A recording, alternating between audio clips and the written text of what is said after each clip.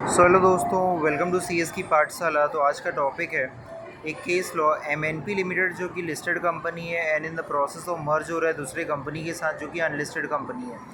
तो जो मैनेजमेंट है लिस्टेड कंपनी का desires your suggestions and process in getting the no objection और observation letter from the concern stock exchange in the matter में guide करो management को of the listed company के on the issue में। तो जो listed company है okay, जो कि मैं आपको बताने वाला हूँ मिनटों में, ऐसे चुटकियों में। चलिए चालू करते हैं। तो जो एमएनपी लिस्टेड कंपनी है सिर्फ फाइल करेगा ड्राफ्ट स्कीम को ऑफ द अरेंजमेंट का विद कंसर्न स्टॉक एक्सचेंज के साथ along with non refundable fees prior to filing the scheme with the tribunal.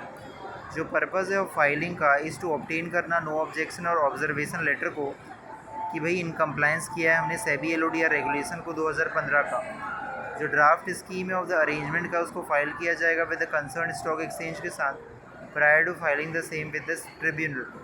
जो स्टॉक एक्सचेंज है वो वेरीफाई करेगा एप्लीकेबल सिक्योरिटीज़ लॉस कंप्लायंसेस को एंड देयर आफ्टर सबमिट करेगा its no objection letter को within 30 days of receiving the draft scheme और within 7 days में from the receipt of satisfactory reply okay on clarification from the listed company और on the opinion from the independent C F required.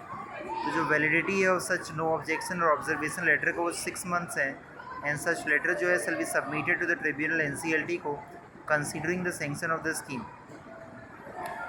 तो अपन sanction of the scheme by the tribunal जो listed company है submit करेगा sanction documents को to the stock exchange को।